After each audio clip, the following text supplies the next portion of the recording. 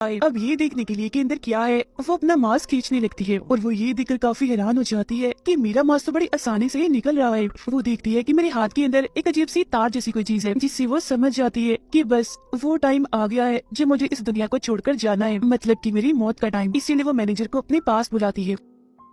फिर अगली सीन में हम देखते हैं कि कपल यहाँ अपार्टमेंट देखने के लिए आता है और ये कपल और कोई नहीं बल्कि आना का दोस्त और उसकी वाइफ थी। सारे लोगों की तरह वो भी इतना कम किराया और फर्नीचर देखकर काफी खुश हो जाती है। उन्हें ये बात भी काफी अच्छी लगती है कि हमारे आसपास भी कोई नहीं रहता, इसीलिए वो फौरन एग्रीमेंट पर साइन करने के लिए तैयार हो जाती है। अभी आना का दोस्त एग्रीमेंट पर साइन करने ही वाला होता है कि तभी आना आसपास होने वाली चीजों को देखने लगती है। वो तभी अचानक अपना वो वक्त देखने लगती है जब वो यहाँ पर आई थी, यानी जब उसे इस जाल में फंसाया गया था, जिसकी फौरनी बाद उसे अपने दर्द का एहसास होता है कि आखिर में कैसे इन सब हालात से गुजर रही हूँ। वो चाहती थी कि जैसा मेरे साथ हुआ वैसा किसी और के साथ ना हो, इसीलिए वो अपने दोस्त को इस मौत जैसे एग्रीमेंट पर साइन करने से रोकने के लिए उसके हाथ पर गरम गरम चाय फेंक देती है, जिसके बाद वो उसे इस एग्रीमेंट से दूर हटा देती है और चिल्लाकर कहती है कि चले जाओ यहाँ से और वापस लौटकर कभी मत आना। कुछ कहे बगैर ही वो यहाँ से चली जाती है। अब जाहिर सी बात है वो तो चली गई थी, तो इसका मतलब साफ था कि आना ने अपने यहाँ से निकलने का आखिरी मौका भी खो दिया है। हालांकि अगर वो चाहती तो अपने दोस्त से बदला लेने के लिए उसे इस जाल में फंसा सकती थी और अपने कुछ आखिरी बुढ़ापे के दिन वो आराम से सुकून से बाहर गुजार सकती थी, मगर उसने ऐसा नहीं किया क्योंकि अभी भी उसके दिल में अपने दोस्त के लिए प्यार और इंसानियत बाकी है। उसने यहाँ पर खुदगर्जी का मुजाहिरा नहीं किया बल्कि अपने दोस्त को बचाया। ऐसा करके उसने अपनी जिंदगी की कुर्बानी ही दी है क्योंकि वो कैसे भी करके इस मनहूस अपार्टमेंट का खात्मा करना चाहती है। अब ये देखकर वो मैनेजर भी काफी हैरान रह जाता है। फिर जब मैनेजर वहाँ से जाने लगता है तो आना उसे कहती है कि जाते जाते मेरा एक काम कर दो, तुम दरवाजे को बाहर से लॉक कर देना और फिर कुछ सालों तक यहाँ लौट कर वापिस मत आना, क्योंकि मैं इस अपार्टमेंट का खात्मा करने की कोशिश करूंगी। क्योंकि साथ ही साथ उसका मानना ये था कि अगर कोई यहाँ पर नहीं आएगा तो इस अपार्टमेंट का जो साइकिल बना हुआ है लोगों को मारने का, बर्बाद करने का, वो खत्म हो जाएगा। मतलब ना लोग बूढ़े होंगे और ना मारे जाएंगे, और अगर एक किस्म का यहाँ कोई शराब है वो भी टूट जाएगा। जो भी आत्मा भूत इस अपार्टमेंट में हुई वो भी मर जाएगी। और मैनेजर उसकी इस बहादुरी की तारीफ करता है और उसे गुड बाय कहकर वहाँ से चला जाता है। उसके जाने के बाद हम देखते हैं कि आना अब इस अपार्टमेंट में बिल्कुल अकेली है। ना तो यहाँ पर उससे मिलने कोई आएगा और ना ही उस बेचारी में इतनी ताकत है कि वो सीढ़ियाँ उतरकर नीचे जाए। उसकी हालत देखकर ऐसा लग रहा था जैसे उसके मरने का टाइम आ गया है, इसीलिए वो खिड़की के पास जाकर आखिरी बार ठंडी हवा को महसूस करने लगती है, जो उसे बहुत ही आराम पहुंचाती है, जिससे वो पिछले काफी टाइम से तरस रही थी। पिछले कुछ टाइम से